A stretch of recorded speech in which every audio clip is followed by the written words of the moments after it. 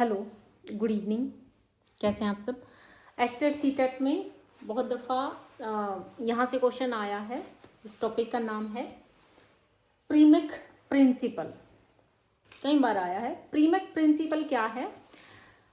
प्रीमेक principle is a theory of reinforcement. Reinforcement का मतलब क्या होता है? हिंदी में इसको हम पुनर्बलन कहते हैं, यानी कि प्राइज देना, इनाम देना। रेनफोर्समेंट जो है वो किसी व्यवहार को बढ़ाने की प्रक्रिया को कहते हैं। जैसे कि आपने क्या किया कि होमवर्क करने पर चॉकलेट मिलेगी, तो आप उसको रेनफोर्स कर रहे हो किस चीज़ के लिए?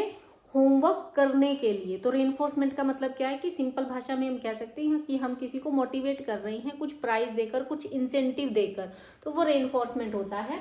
तो प्रीमेक प्रिंसिपल क्या कहता है? Premack principle is a theory of reinforcement that states that a less desired behavior can be reinforced by the opportunity to engage in a more desired behavior। Simple भाषा में प्रीमेक प्रिंसिपल क्या कहता है कि किसी जो हम काम को कम पसंद करते हैं उसको करने के लिए हम मोटिवेट कर सकते हैं बच्चों को कि वो अवसर देकर कि जो काम तुम करना चाहते हो वो तुम्हें करने को मिल जाएगा। सिंपल भाषा में प्रीमेक प्रिंसिपल क्या कहता है कि ये इनाम देने की, ये रेनफोर्समेंट की वो प्रक्रिया है जिसमें हम लेस डिजायर्ड बिहेवियर यानी कि बच्चा ये काम कम करना चाहता है। जैसे कि बच्चा होमवर्क नहीं करना चाहता, होमवर्क क्या है यहाँ पर? उसका एक लेस डिजायर्ड बिहेवियर है। Can be reinforced by the opportunity to engage in a more desired behavior। more desired behavior मान लिया, हम यहाँ पर मानकर चलते हैं क्या है?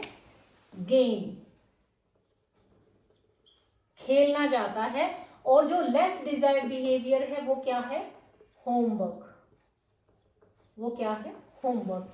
तो ये कहता है कि बच्चे को खेलने का लालच देकर कि होमवर्क के बाद खेलने को मिलेगा, तो अब वो क्या करेगा? होमवर्क कर लेगा। तो यहाँ पर यही कहा गया है that Premack principle is a theory of reinforcement that states that a less desired behaviour can be reinforced. यानी कि बच्चे को वो कार्य करने के लिए मोटिवेट किया जा सकता है जो कि वो नहीं करना चाहता, उसकी इच्छा नहीं है या कम इच्छुक है।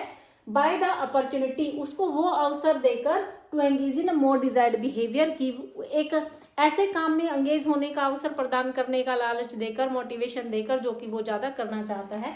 जैसे कि आप एग्जांपल देखो, finish homework then you can watch TV.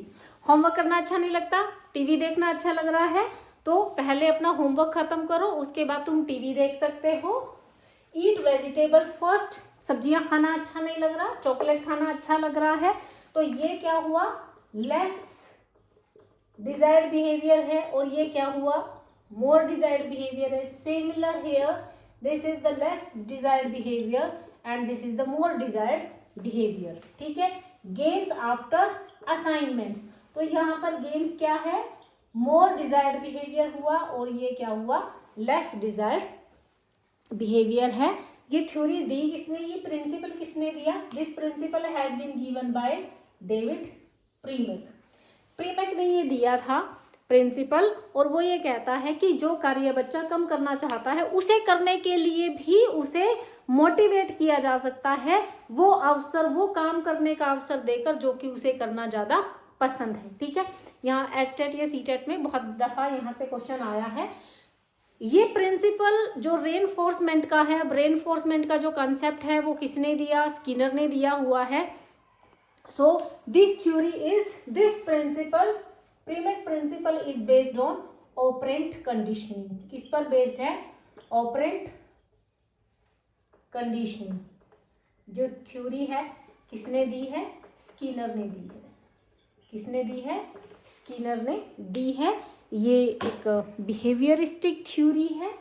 अब ऑपरेंट कंडीशनिंग में भी क्या होता है कि पहले कार्य किया जाता है, उसके बाद इनाम मिलता है। बाकी जगह आप देखते हो जो बिहेवियरिस्टिक की कुछ थ्योरी हैं, चाहे वो ट्रायल एंड एरर की है, चाहे वो क्लासिकल कंडीशनिंग है, वहाँ पर क्या है? इनाम पहले मिलता है, काम बाद में किया जाता है। बट ऑपरेंट कंडीशनिंग में क्या है काम पहले किया जाता है, इनाम बाद में मिलता है। तो यहाँ पर भी वही है कि बच्चे को पुनर्बलन दिया जा रहा है, मोटिवेट किया जा रहा है कि आपको ये काम, आपको क्या है, खेलने का अवसर मिलेगा, लेकिन उससे पहले क्या करना पड़ेगा, तुम्हें होमवर्क करना पड़ेगा। तो बच्चा पहले होमवर्क करता है, फिर खेलने को मिलता है। ऐसा नहीं है कि पहले खेलने चला जाएगा और उसके बाद क्या है, उसको होमवर्क करना है। तो ये किस पर आधारित है, ऑपरेंट कंडीशनिंग पर आधारित है। इस थ्योरी को हम करेंगे बाद में, स्किनर ने दिया है। इसको इंस्ट्रूमेंटल कंडीशनिंग भी कहा जाता है, इंस्ट्रूमेंटल कंडीशनिंग।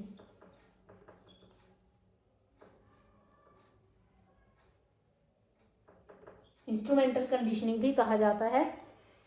तो ये थ्योरी किस पर, ये प्रिंसिपल किस पर आधारित है, ऑपरेंट कंडीशनिंग की थ्योरी पर आधारित है, जो किसने दी है, स्किनर ने दी है। और ये क्या करती है, encourage this principle, encourage positive behaviour, positive behaviour, क्योंकि पॉजिटिव के लिए ही कर रहे हैं ना। तो ये प्रिंसिपल पॉजिटिव बिहेवियर के लिए लाभदायक है। इसको क्लासरूम में पेरेंट्स पेरेंटिंग के टाइम पर इसको यूज़ कर सकते हैं, वेरी यूजफुल प्रिंसिपल। तो एक बार ब्रीफ में फिर से मैं आपको बता देती हूँ कि प्रीमेक प्रिंसिपल वो सिद्धांत है जो ये बताता है कि किसी बच्चे को जो उसका कम मनपसंद काम है उसको करने के लिए भी मोटिवेट किया जा सकता है, उसको अवसर देकर उस काम में एंगेज होने का, वो कार्य करने का अवसर देकर जो कि उसको ज़्यादा पसंद है। जैसे कि होमवर्क करोगे तो खेलने को मिलेगा, होमवर्क करने के लिए मोटिवेट कर रही हैं, होमवर्क लेस डिजायर्ड बिहेवियर है, गेम्स मोर डिजायर्ड बिहेवियर है। इन एग्जाम्पल्स के थ्रू आप समझ सकते हो, ठीक है। सिंपल प्रिंसिपल, फिर भी अगर कंफ्यूजन है then you can ask me, very important principle. Okay, thank you.